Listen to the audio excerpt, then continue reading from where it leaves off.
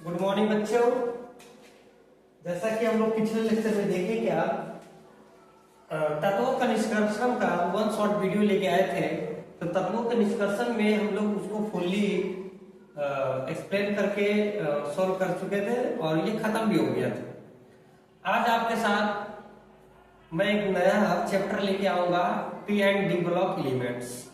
तो P and D block elements के कुछ ऑब्जेक्टिव हम लोग करेंगे। ये बहुत इंपॉर्टेंट एग्जाम के लिए VVI है।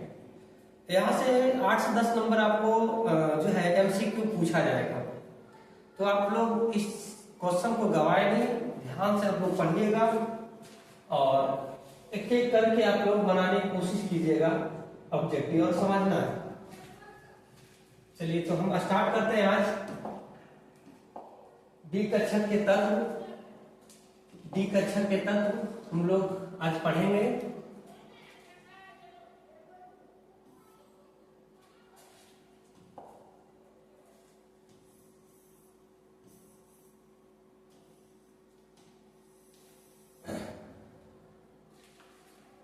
चलिए डी कक्षक के तत्व हम लोग देखते हैं और पी कक्षक के तत्व देखेंगे।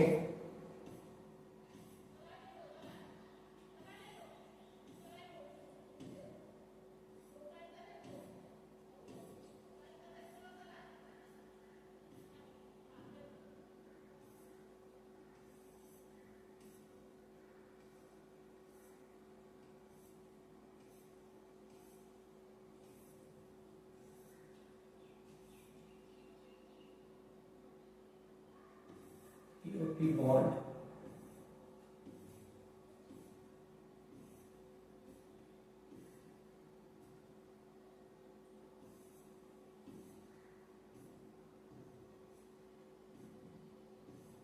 कहाँ है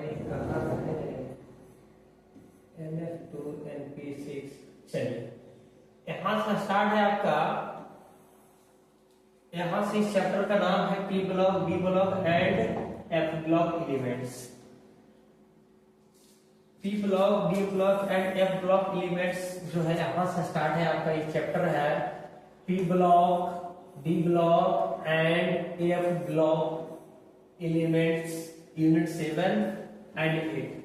ये आपका चैप्टर है। इसमें करीब हम लोग 100 क्वेश्चन प्लस ही देखेंगे और समझने की कोशिश करेंगे। याद रखना, फर्स्ट क्वेश्चन 451 से स्टार्ट होता है और ये कैसे इसको पढ़ेंगे। एस ब्लॉक में वर्गों की संख्या अगर पूछेगा तो एस ब्लॉक में 2 वर्ग होते हैं। एक होता है वर्ग 1A, एक होता है सेकेंड A। इसमें होता है हेलिना को रब से फरियाद, और इसमें होता है आपका बेटा मांगे कार स्कूटर बाप राजी। ठीक है, तो ये 2 वर्ग होते हैं। तो आंसर में यहाँ पर वर्गों की संख्या पूछा है तो 2 मारे। पी ब्लॉक में कुल वर्गों की संख्या, पी ब्लॉक में मैक्सिमम 6 इलेक्ट्रॉन होते हैं, इसलिए 6 वर्ग होंगे। डी वर्गों में जो है टोटल 10 इलेक्ट्रॉन होते हैं, तो इसलिए टोटल 10 वर्ग होंगे। एस ब्लॉक तत्व का समान इलेक्ट्रॉनिक विन्यास, अंतिम में यस रहेगा। अंतिम में क्या रहेगा? यस रहेगा। तो समान इलेक्ट्रॉनिक विन्यास जो होता है इसका क्या लिख सकते हैं? देखो NS 1 से लेकर 3 तक होता है, तो 1 से लेकर 3 तक नहीं होगा क्योंकि एस ब्लॉक में 2 इलेक्ट्रॉन है, तो मैक्सिमम 1 होगा या फिर 2 होगा, उससे फालतू नहीं हो सकता है। तो ये ऑप्शन तो गलत हो जाएगा। फिर ये तो N-1 डी पर चला गया, ये तो होगा ही नहीं। अच्छा, NS 1 से लेकर कहां तक होगा? 2 तक, तो यही आंसर चला जाएगा आपका आंसर नंबर डी। ई भी नहीं होगा। चलिए नेक्स्ट हम लोग चलते हैं। पी ब्लॉक के तत्व समान इलेक्ट्रॉनिक विन्यास पी ब्लॉक के लिए क्या होता है? तो याद रखना, पी ब्लॉक में अंतिम में 1 से लेकर 6 तक होता है, तो आंसर नंबर 1 से लेकर 6 तक तो है। NS1 है, NS1 और 1 नहीं होता इस पर बल्कि 2 होगा, तो आंसर नंबर में ये 2 चला जाएगा। यहाँ पर इस तरीके से हम लोग निकालेंगे। जैसे पी ब्लॉक का कोई भी एलिमेंट्स ले लो, जैसे आपका अगर कहने का कार्बन का 6 लिए तो 1s2 2s2 और 2p कितना 2 2 4 का 2 6।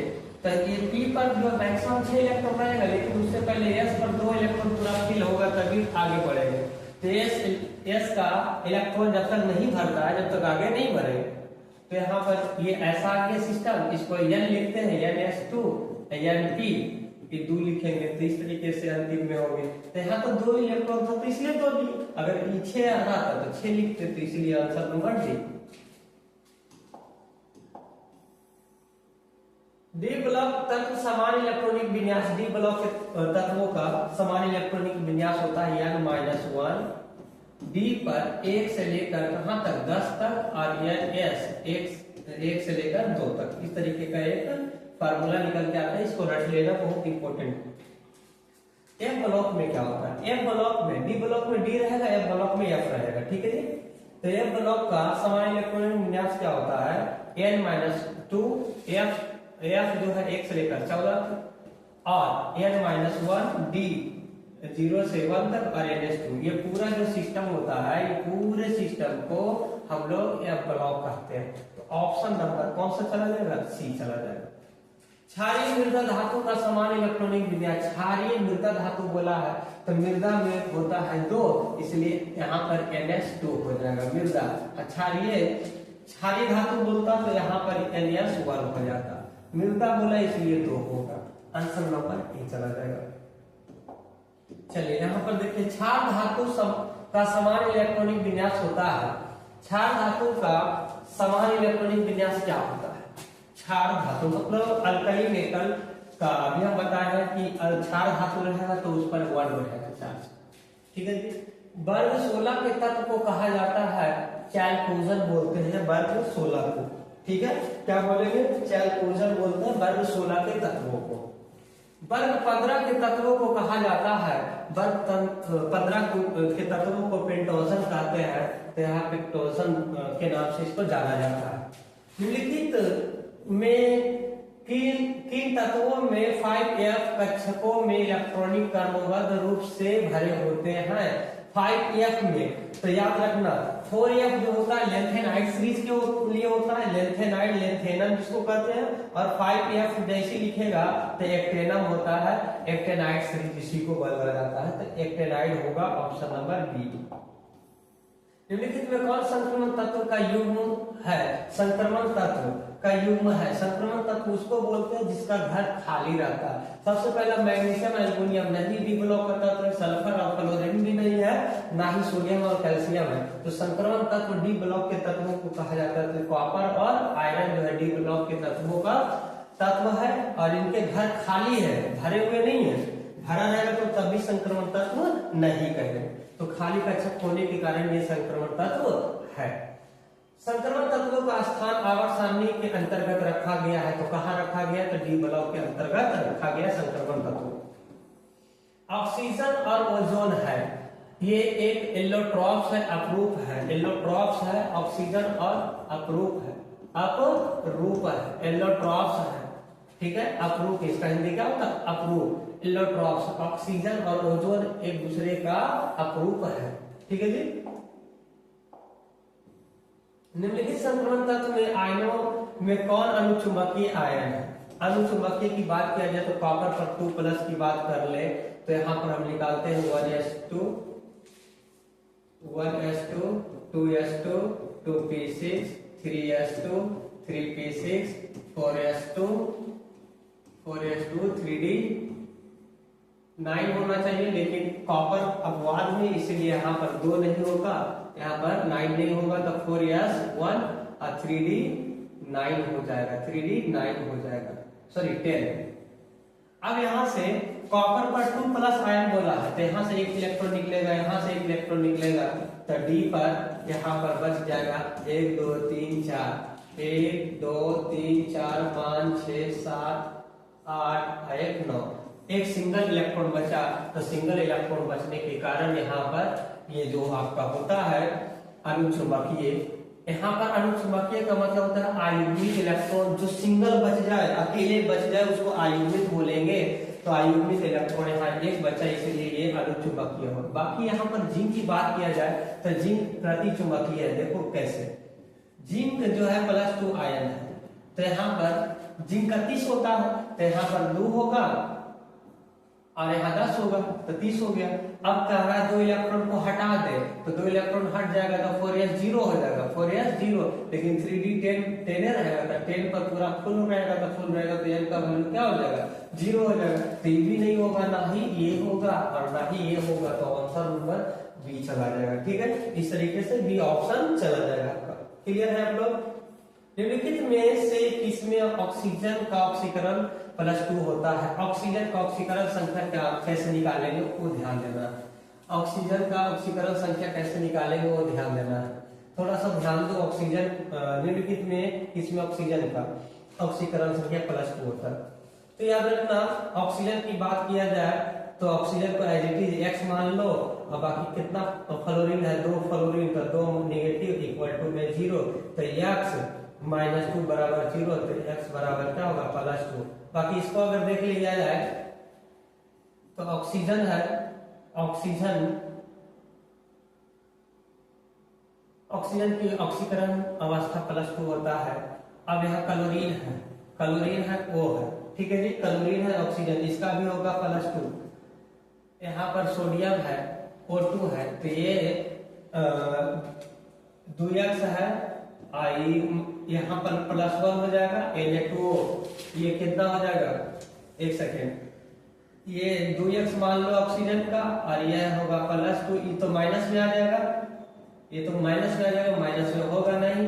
अच्छा, ये किस में आएगा बाबू, ये भी जो है माइनस में ही आएगा, ये भी नहीं होगा। लेकिन अब इन दोनों में बात किया जाए, ऑक्सीजन का, एक तो 2 नेगेटिव उधर जाने के बाद क्या हो जाएगा, इसको मान लो ऑक्सीजन के लिए x और +-2 इक्वल टू 0। एक क्लोरीन पर एक माइनस होता है, 2 क्लोरीन पर 2 माइनस होता है।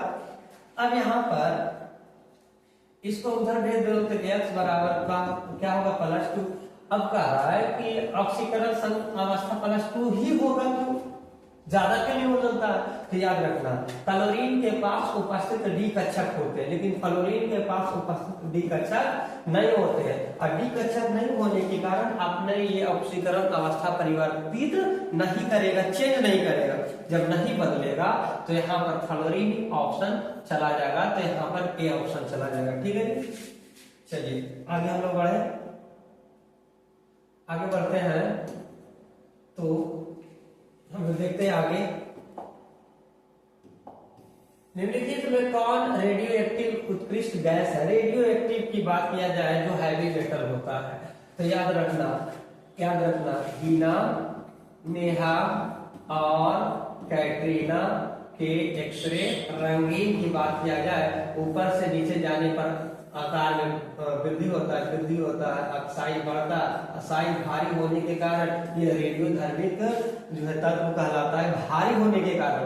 तो आपका यहाँ पर रेडॉन हो गया, क्या हो गया, रेडॉन। ठीक है, निम्नलिखित में किस उत्कृष्ट गैस के द्वारा सबसे ज्यादा यौगिक बनाया जाता है? तो सबसे ज्यादा यौगिक बनाने वाला जो अक्रिय गैस है वो आपका जेनॉन है। क्या है, जेनॉन XeF2 भी बनाता है, XeF4 भी बनाता है, XeF6 भी बनाता है। इस तरीके से आपको हम पढ़ाए थे, तो हम बताए थे कि जेनॉन सबसे ज्यादा ऑक्सीकरण अवस्था को रखता है, यौगिक बनाता है।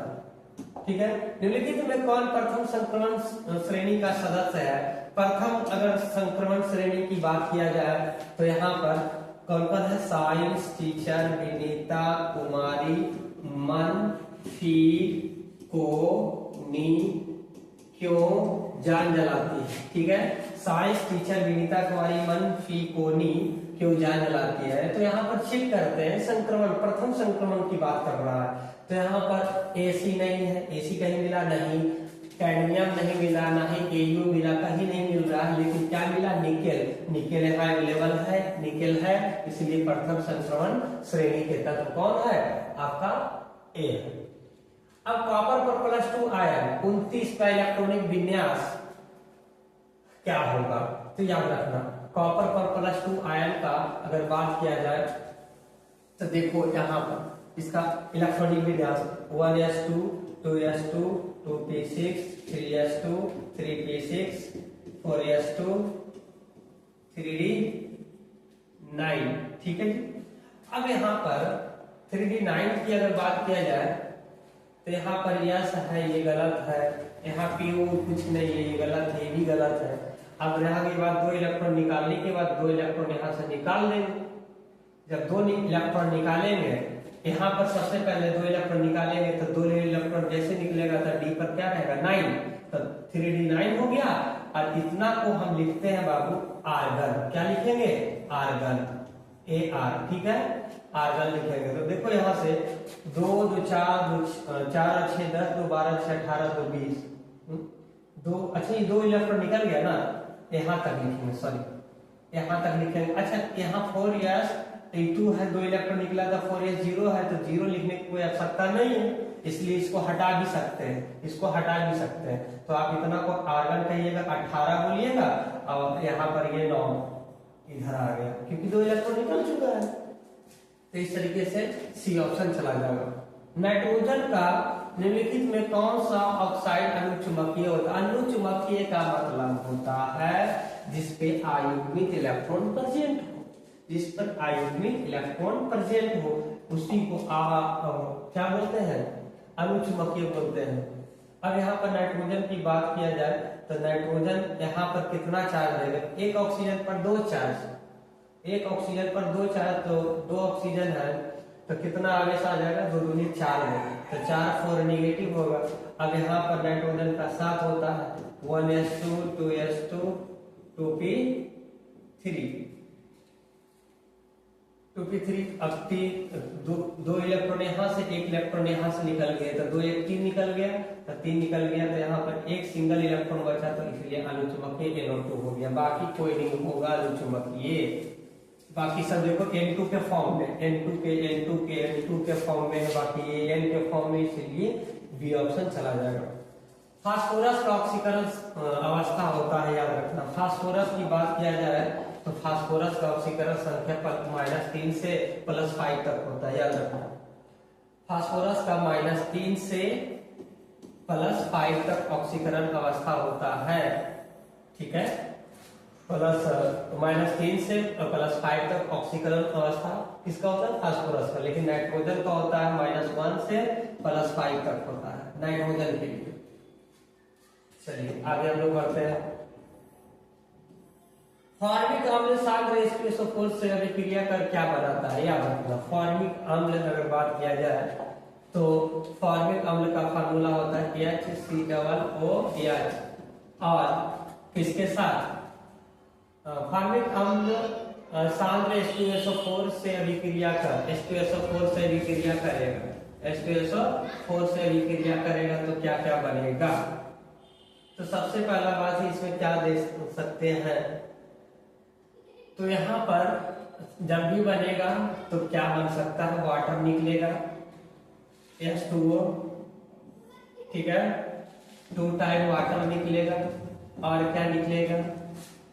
2 और 2 4 बार, तो 2 ऑक्सीजन यहाँ से रिलीज हो गया, 2 ऑक्सीजन क्या हो गया? रिलीज हो गया। अब यहाँ से क्या बचा तुम्हारा? यहाँ से 1 ऑक्सीजन इसको दे देगा, ठीक है, तो CO कार्बन मोनोऑक्साइड, और क्या बनेगा? SO3 गैस बनेगा, SO3 गैस बनेगा, SO3 गैस बनेगा।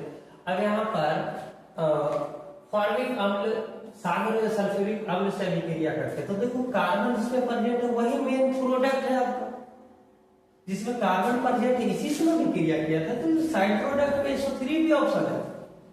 तो कैसे चेक करेंगे वो ध्यान देना है। तो यहाँ पर कार्बन प्रेजेंट है, अब कार्बन के साथ 1 ऑक्सीजन डाल के कार्बन मोनोऑक्साइड बना है, ठीक है, 1 ऑक्सीजन डाल के क्या बना है? Carbon monoxide. उसके बाद SO3 गैस बन गया, तो यहाँ पर ऑप्शन कौन सा? कार्बन मोनोऑक्साइड बनेगा। क्या बनेगा?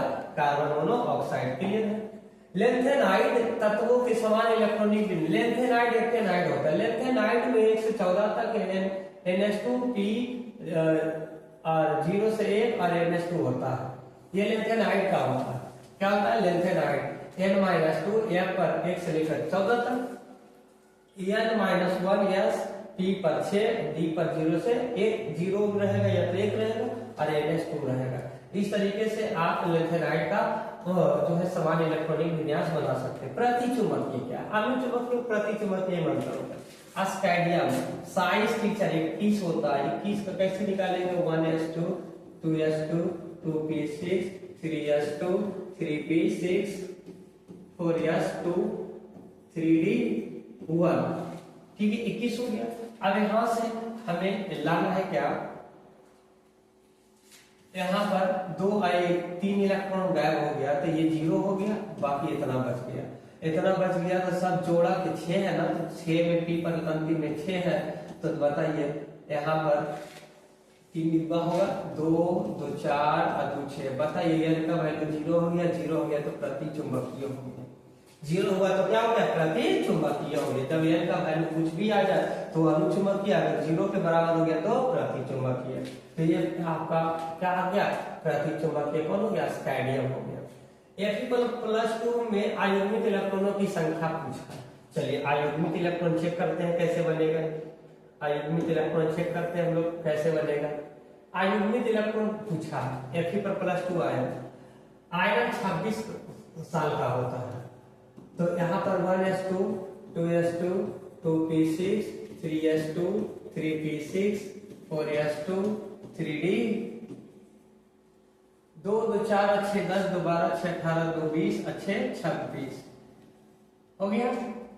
अब डी पर 6 है तो अंतिम में 6 है, तो यहाँ पर इसको फिल करो, डी में 5 ऑर्बिटल होते हैं, 1 2 3 4 5 6, ठीक है ऐसा हो गया। अब बताओ कितने अयुग्मित, कितने सिंगल है, 1 2 3 4 सिंगल इलेक्ट्रॉन है, 4 सिंगल इलेक्ट्रॉन है, 4 सिंगल इलेक्ट्रॉन है, तो जब 4 सिंगल इलेक्ट्रॉन होगा, जब 4 सिंगल इलेक्ट्रॉन होगा तो आंसर कौन सा जाएगा, 4 चला जाएगा, तो यहाँ पर इलेक्ट्रॉनों की संख्या कितना हो गया, 4 हो गया। निम्नलिखित में कौन सबसे कम वाष्पशील है, सबसे कम वेपर है, तो याद रखना जो हैवी मेटल होता है वो ज्यादा वाष्पशील होता है, जो कम हैवी होता है वो कम वाष्पशील होता है, तो सबसे कम वाष्पशील क्या हो गया, हाइड्रोजन फ्लोराइड, क्या हो गया, हाइड्रोजन फ्लोराइड। चलिए निम्नलिखित में संक्रमण धातु के आयनों, hello Moto, incoming voice call from Bhuvi Pandit, incoming voice call.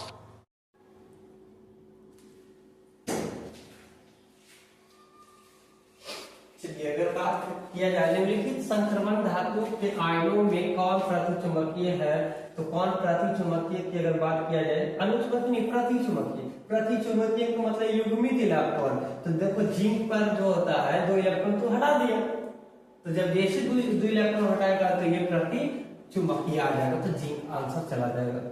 निम्नलिखित में हंसाने वाला लाफिंग गैस जिसको बोलते हैं, तो लाफिंग गैस नाइट्रस ऑक्साइड को बोलते हैं, N2O को लाफिंग गैस कहा जाता है, N2O को लाफिंग गैस बोलते हैं। SO3 में S का संकरण पूछा है, तो S का संकरण कैसे होता है, देखो सल्फर होता है, स्ट्रक्चर बनाओ, सल्फर लोन पेयर और 2 सिंगल, ठीक है। अब यहाँ पर सबसे पहला ऐसा दे दो, अब 2 है तो एक जगह आ जाएगा और इसको ऐसे कर देंगे, ठीक है। अब बताओ यहाँ पर एक पाई बॉन्ड एक सिग्मा बॉन्ड, एक पाई बॉन्ड एक सिग्मा बॉन्ड, एक पाई बॉन्ड एक सिग्मा बॉन्ड, तो हम सिग्मा बॉन्ड ही तो लेते हैं, तो 3 सिग्मा बॉन्ड और 3 के लिए होता है sp2, क्या हो गया sp2, तो आंसर में sp2 चला जाएगा, ठीक है जी। ये वाला इलेक्ट्रॉन उठ के यहाँ पर चला गया ना, तो यहाँ पर 3 सिग्मा बॉन्ड ही हो गए। चलिए तो यहाँ तक क्लियर है, आगे बढ़े। सल्फर अणु में को किस सूत्र के द्वारा दर्शाया जाता है, सल्फर अणु को किस सूत्र के द्वारा दर्शाया जाता है, तो S8 के द्वारा सल्फर अणु को दर्शाया जाता है, S8 के द्वारा।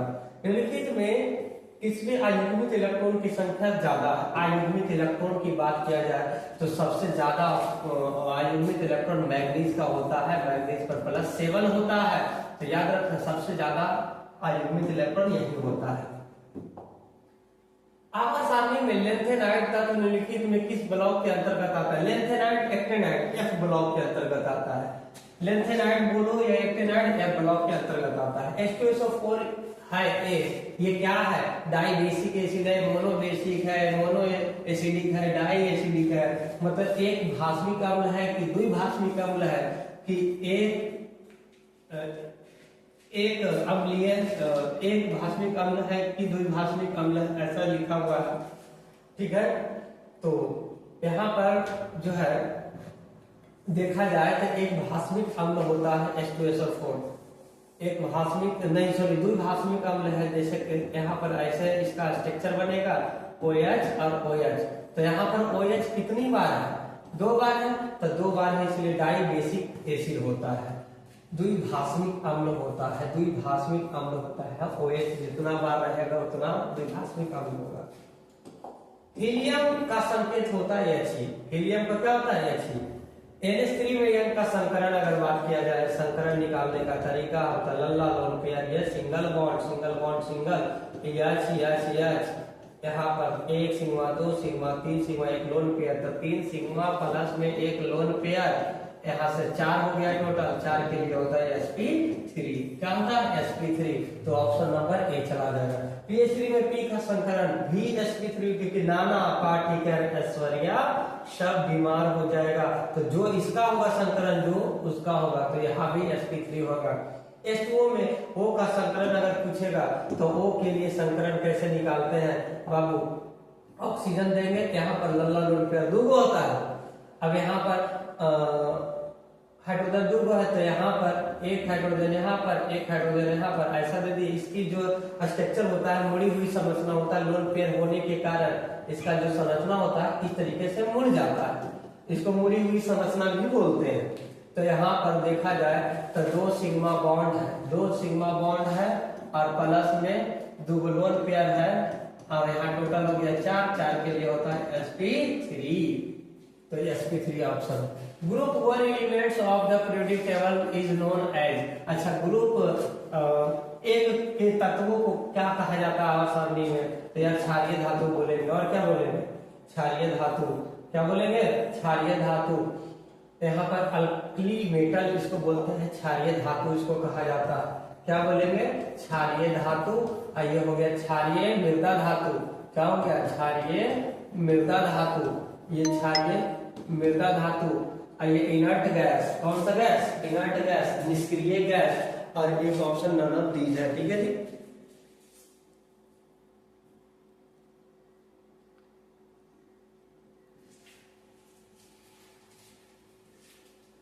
चलिए नेक्स्ट अगर देखा जाए, हम बात करें तो नाइट्रिक एसिड का सूत्र होता है HNO3। क्या होता है HNO3? PCl5 है, एक अच्छा ऑक्सीडाइजिंग एजेंट, ऑक्सीकारक पदार्थ होता है, ऑक्सीकारक पदार्थ जो दूसरे को रिड्यूस कर देता है। ठीक है जी, खुद ऑक्सीडाइज होगा, दूसरे को रिड्यूस कर। PCl3 एक है, क्या है? ऑक्सीडाइजिंग एवं रिड्यूसिंग एजेंट दोनों की तरह व्यवहार करता है, मतलब ऑक्सीकारक एवं अपकारक दोनों की तरह PCl3 व्यवहार करता है, लेकिन PCl5 सिर्फ और सिर्फ ऑक्सीकारक की तरह व्यवहार करेगा। ओलियम में H2SO4 के साथ कौन सा अवयव होता है? याद रखना, ओलियम में H2SO4 के साथ अगर SO3 मिला देते हैं तभी बनता है H2SO7 ओलियम बनता है। तो H2SO4 के साथ क्या रहेगा? SO3। SO3 कहाँ ऑप्शन है? SO3 भी चला जाएगा यहाँ। सफेद और पीला फास्फोरस को होता है अप्रूफ होता है एक दूसरे का। क्या होता है? अप्रूफ होता है। क्या होगा? अप्रूफ होगा, एलोट्रॉप्स होगा, आइसोटोप्स नहीं होगा, समस्थानिक नहीं होगा, आइसोसंभारिक नहीं होगा, इनमें से कोई नहीं, तो ऑप्शन नंबर में ए चला जाएगा, अप्रूफ होता है। क्या होगा? अप्रूफ। ओलियम का सूत्र होता है H2S2O7, तो ओलियम का सूत्र क्या होगा? H2S2O7। निम्नलिखित में कौन प्रथम संक्रमण तत्व नहीं है? प्रथम संक्रमण तत्व नहीं, तो याद रखना, साइंस टीचर विनीता कुमारी मन फी को नी क्यों जान जलाती है? क्यों जान जलाती है? ये सब संक्रमण तत्व है, इसको छोड़कर जो नहीं है नहीं। आयरन है इसमें, लोहा है, लोहा है, ठीक है। उसके बाद क्रोमियम है, क्रोमियम भी है, फिर निकेल है, निकेल भी है, लेकिन मैग्नीशियम नहीं है, इसलिए संक्रमण तत्व यही नहीं है। अब आज नेक्स्ट अगर बात किया जाए पीओपी, साइक्लोट्राइमेटाफॉस्फोरिक एसिड, साइक्लोट्राइमेटाफॉस्फोरिक एसिड, ठीक है। मेटल फास्फोरिक एसिड की बात किया जाए तो यहाँ पर ऐसे बनता है PO और P, ठीक है, फिर O P, O और P, ठीक है। इस तरीके से मेटा फास्फोरिक अम्ल का फार्मूला बनता है। तो देखो यहाँ पर पीओपी बॉन्ड अगर बात किया जाए, एक पीओपी बॉन्ड हो गया, दूसरा पीओपी बॉन्ड हो गया, तीसरा हो गया, तो 3 यहाँ पर पीओपी बंधन होंगे। तो इस तरीके से बन जाता है पीओपी बॉन्ड, ठीक है। आगे हम लोग बढ़े।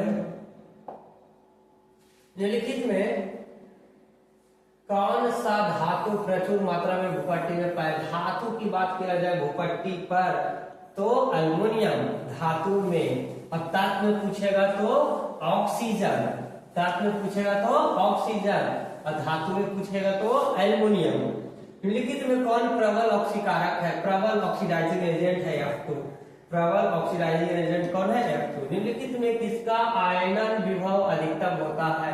तो फास्फोरस का आयरन विभव सबसे ज्यादा होता है एल्युमिनियम की तुलना में, सिलिकॉन का तुलना में और मैग्नीशियम की तुलना में फास्फोरस का आयरन विभव ज्यादा होता है, ठीक है जी। आयनाइजेशन पोटेंशियल इसका क्या होता है? ज्यादा होता है। निम्नलिखित में कौन सा धातु प्रकृति में मुक्त अवस्था में पाया जाता है? तो याद रखना यार, गोल्ड मतलब सोना। सोना पर किसी भी चीज का असर नहीं पड़ता है, तो सोना आपका ऑप्शन चला जाएगा। निम्नलिखित में कौन हाइड्रोजन बंध नहीं बनाता है? तो याद रखना FON। फोन बनाएगा, जो भी F से रिलेटेड, O से रिलेटेड, N से रहेगा वो बनाएगा, जो बाकी नहीं बनाएगा। यहाँ नाइट्रोजन है, यहाँ पर फ्लोरीन है, यहाँ पर ऑक्सीजन, ये तीनों बनाएगा हाइड्रोजन बॉन्ड, लेकिन यहाँ HCl नहीं बनाएगा, तो ऑप्शन में C चला जाएगा। हीलियम का मुख्य स्रोत क्या होता है? मोनाजाइट होता है। याद रखना, हीलियम का मुख्य स्रोत क्या होता है? मोनाजाइट होता है। अब प्रतिचुंबकीय की बात किया जाए तो प्रतिचुंबकीय की बात कर रहे हैं, तो यहाँ पर युग्मित इलेक्ट्रॉन जो है, युग्मित इलेक्ट्रॉन नहीं होना चाहिए, बल्कि ये युग्मित होना चाहिए। तो जिंक पर +2 आयन, यहाँ 2 इलेक्ट्रॉन निकलेगा, तो यहाँ जोड़ा के रूप में इलेक्ट्रॉन रहता है, तो इसीलिए जोड़ा के रूप में रहेगा, इनका वैल्यू 0 हो जाएगा, और 0 होगा तो ये ऑप्शन नंबर कौन सा चला जाएगा? D चला जाएगा, ठीक है। H3PO3 में फास्फोरस का ऑक्सीकरण संख्या, जिसका भी निकालना है उसको X मान लेंगे। माना कि फास्फोरस का ऑक्सीकरण संख्या बराबर X।